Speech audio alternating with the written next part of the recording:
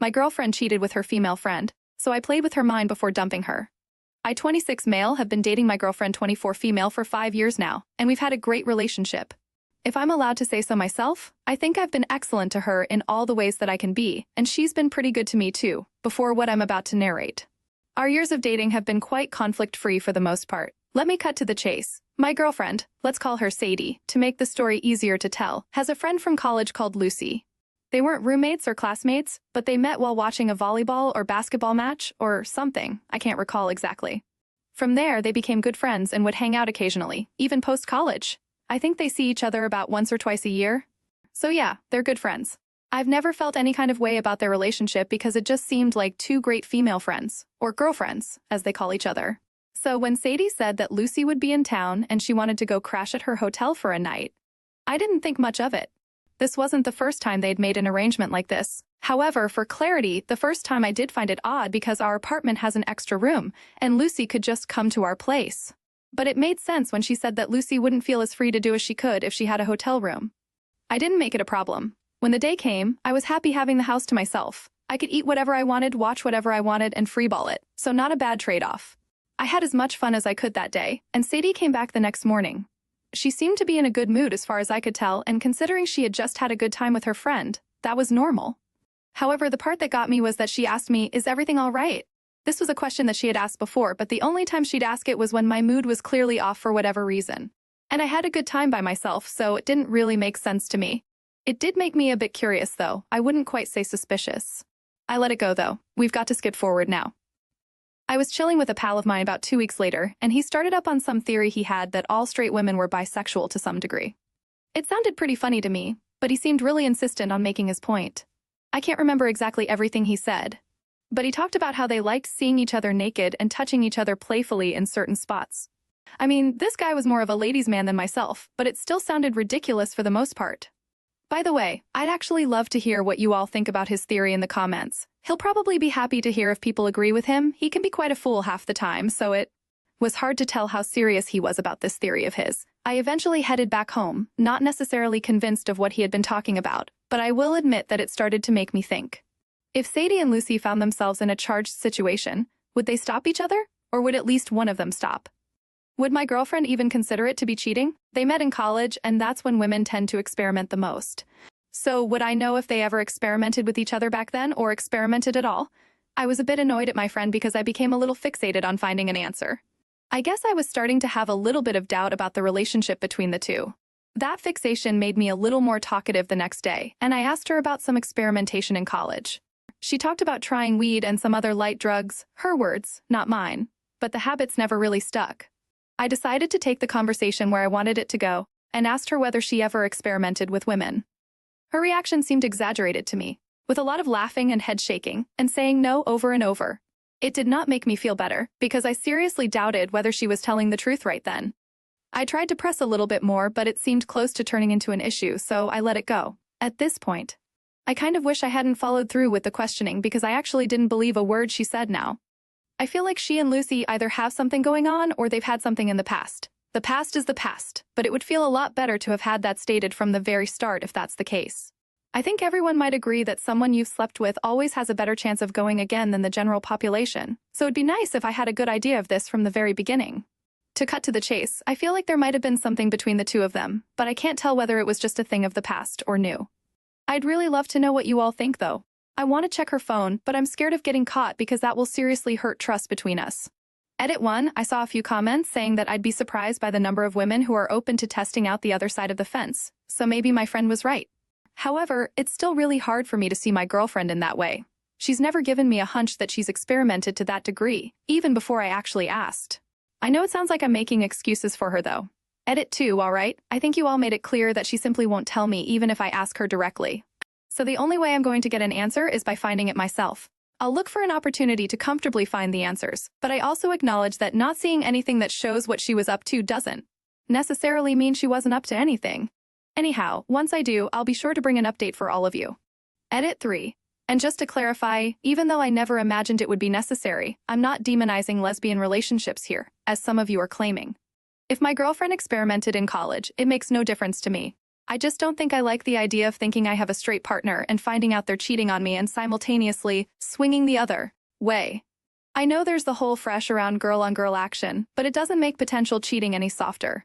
It's understandable to wonder about these things, especially after she had a bit of an exaggerated response. After all, it's not every day your significant other has sleepovers with someone from their past while you're left to binge-watch Netflix alone. Maybe Lucy is just the designated friend for when Sadie needs to vent about you leaving the toilet seat up for the 100th time. Or perhaps they're secretly plotting world domination through a volleyball league. Who knows? And as far as your pal's theory about all straight women being closeted bisexuals? Well, that's about as scientifically sound as saying all men secretly dream of the Roman Empire. In the end, though, if you're really itching for answers, maybe just be straight up with her.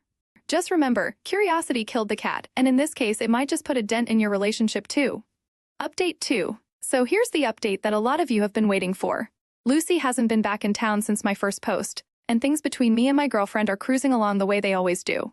Though my suspicions do occasionally pop up now and then, and I don't like it when they do. So, I made a pretty strong mental note to check her phone or laptop when I had a solid chance to. That opportunity finally came for me a handful of weeks after my first post, and it's been about a week since then. I was lucky enough for there to be a day when my girlfriend went out to the spa, and she was very clearly in a rush to leave the house because she was late for her spa appointment. We used the same model of phone, so I put mine on the table beside her handbag because I know she'd assume it was hers in the haste. We use somewhat different cases. Hers is navy blue, and mine is black, but just as I hoped, she just grabbed the phone without looking at it closely and headed out the door. I heard her car start up, and she left. It was about 20 minutes later that her phone started ringing, and I saw she was calling me from my number. She told me she had taken my phone by accident and asked me not to be mad. There was the option for me to come over with her phone if I needed it that badly, but I told her there was no big deal. I had no issues over her having my phone because I've been faithful, and there's really nothing incriminating beyond my group chat with the boys and the nonsense. We say all the time, it was a worthy trade-off. She's an extremely light sleeper, so I knew I couldn't check her phone while she was sleeping. When I was sure that she wouldn't be coming back home for her phone, I went straight in. The first place I went was the gallery app, and I scrolled back to the date when she had gone to the hotel with Lucy. There was nothing there beyond videos of them at the bar drinking, and then some videos of them goofing off at her hotel. I even checked the trash bin, though any evidence that was there would have been gone by now. I went into her messages app after that and found Lucy's chat there.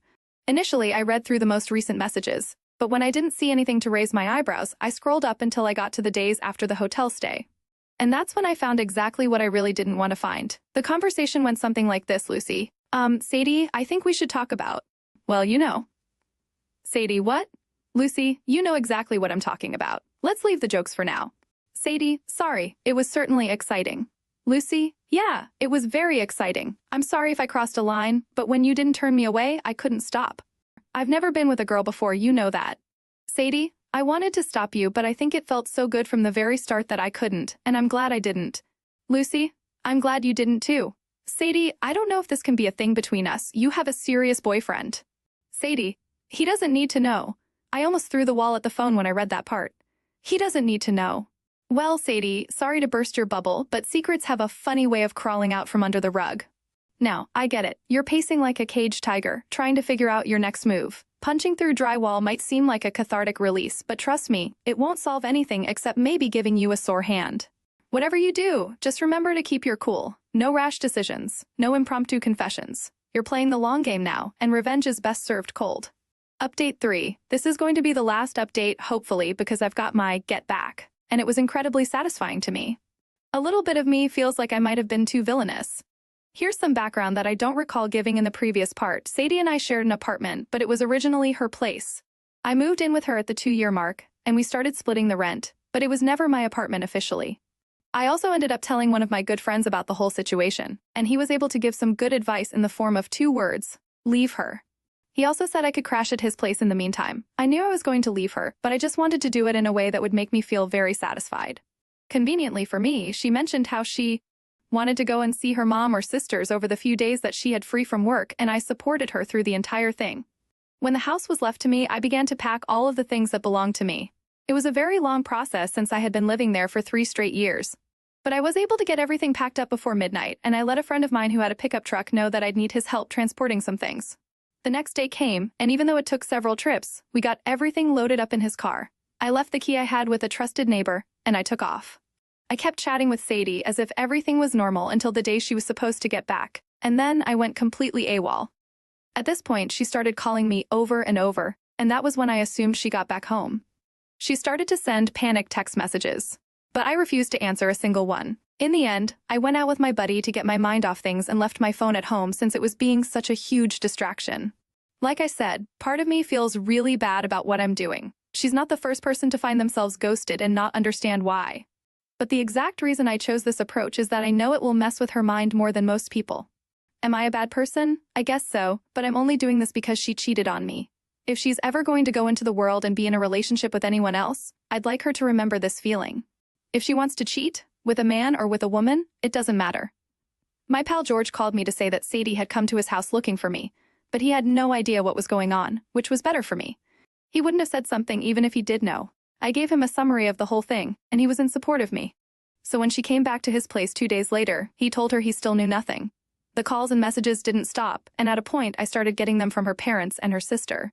I think I must have gotten well over 200 missed calls by the time I decided I'd had enough. It had been almost 2 weeks since she hadn't heard from me, and being interrupted by a phone call every hour was getting on my nerves, so I decided it was time for me to finally get back to Sadie. I took a drive over to her apartment and knocked on the door. I could tell when she got through the door and looked through the peephole. She opened the door in a flash and jumped into a hug, but I pushed her off me. We went inside, and the place was a relative mess, even after I had freed up so much space by taking my own stuff out of there. I could see that she had been drinking too. She generally looked a mess. "What did I do?" was the first thing that she said, and I remember laughing at that question because I knew that she knew. She had enough time to think through every wrong thing she had done in the relationship. If she was really faithful for as long as I thought, then only one thing would pop up in her mind. So I told her that she knows what she did. "Lucy," she said, and I just laughed again. She took that as confirmation and just sank to the ground, sobbing. I knew she had put all the pieces together, and she realized there was nothing she could say. "I can't live without you, I'm dying without you, you're hurting me so much," she said. All that in between a lot of sniffling and sobbing and wailing. I had 1,000 things to say in response to that, but she was such a pitiful mess that I just turned around and walked out. I could hear her crying my name behind me, but I left her there. I wasn't even going to entertain her with a response because she knew what she was doing when she did it. As soon as I got back to my friend's place, I grabbed the pictures I had taken of her messages with Lucy and sent them straight to her parents and her sister. If they were going to involve themselves, then I was sure they were going to love getting the full update on things.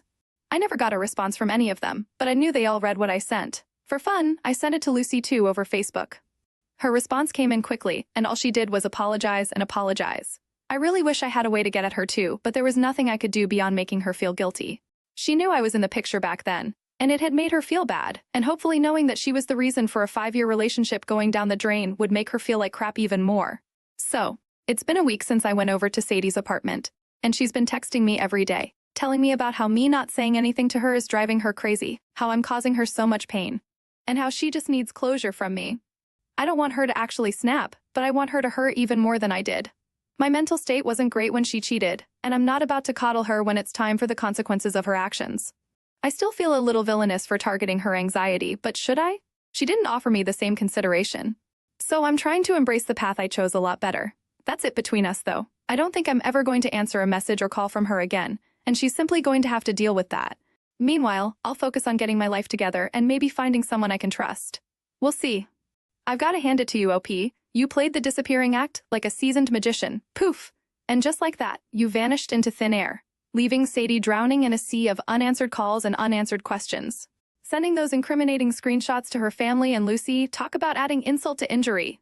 I bet Sadie's mom choked on her afternoon tea when she saw those messages. And as for Lucy, well, she'll probably rethink her life choices faster than you. Can say exposed. But hey, you're not a villain. You're just serving up a cold dish of reality. Sadie played with fire, and now she's feeling the burn. And as for her incessant texts and cries for closure, sounds like someone's feeling the sting of their own deceit. So go ahead, buddy. Focus on rebuilding your life. Find someone who won't leave you questioning every late-night text or suspicious spa day. And as for Sadie, well, let's just say she's learning the hard way that cheating comes with consequences, and they're not always pretty. What would you have done? Let us know in the comments below. Thank you for joining us today. Be sure to like and subscribe, and hit that notification bell so you don't miss out on our next video. Until next time,